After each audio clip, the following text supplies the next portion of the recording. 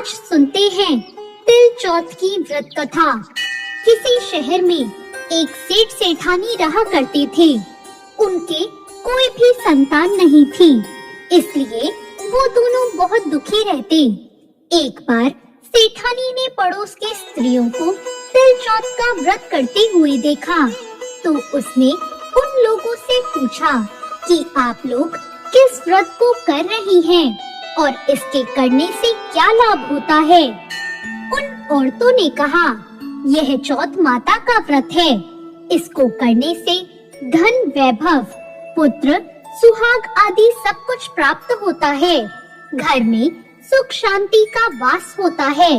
तब सेठानी जी ने कहा कि यदि मेरे पुत्र हो जाए तो मैं तिल चौथ माता का व्रत करके 1.25 किलो तिलकूटा चढ़ाऊंगी। ऐसा कहने के कुछ समय बाद ही वो गर्भवती हो गई और उसने तब भी कोई भोग नहीं लगाया और चौथ माता से बोली, हे चौथ माता, यदि मेरे पुत्र हो जाए तो मैं 2.5 किलो का तिलकूटा चढ़ाऊंगी।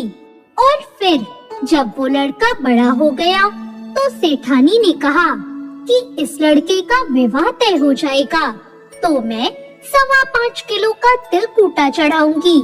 भगवान गजानन और तिल चौथ माता की कृपा से उसके पुत्र की सगाई एक अच्छे कुल की कन्या से हो गई और लग्न मंडप में फेरे होने लगे।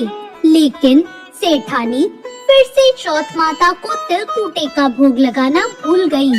तब चौथ माता और श्री गणेश जी उस पर क्रोधित हो गए। अभी फेरे हो ही रहे थे और 3 फेरे ही हुए थे कि चौथ माता ने अपना कोप दिखाया। दूल्हे राजा का अपहरण हो गया और उसे गांव के बाहर पीपल के पेड़ पर छिपा दिया गया। सब लोग अचंभे में रह गए कि एकाएक दूल्हा कहाँ चला गया। बहुत ढूंढने पर भी वो दूल्हा नहीं मिला। कुछ दिनों बाद जिस लड़की से उस दूल्हे के फेरे हुए थे, वो लड़की गणगौर पूछने के लिए उस पेड़ के पास से निकली तो पेड़ पर से दूल्हा बना हुआ लड़का बोला, आओ आओ, मेरी अधब्याही नगरी में आओ। यह सुनकर वो भागी अपने घर गई और अपनी माता को सारी घटना उसने बता दी। यह सब सुनकर उसके परिवार के सभी लोग वहाँ पहुँच गए और उन्होंने देखा वहाँ तो उनका जमाई था जिसने उनकी बेटी से आधे फेरे लिए थे और वो उसी तरह दूल्हा बनके उस पीपल पर बैठा था। तो सभी ने पूछा, आप इतने दिनों से यहाँ क्यों बैठे हैं? इसका क्या कारण है? जवाई ने कहा, मैं तो चौथ माता का गिरवी बेटा हूँ।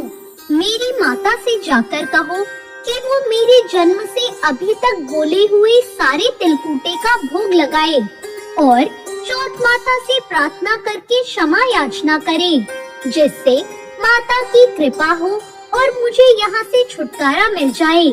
तब लड़के की सास ने अपनी समधन को जाकर सारा हाल सुनाया।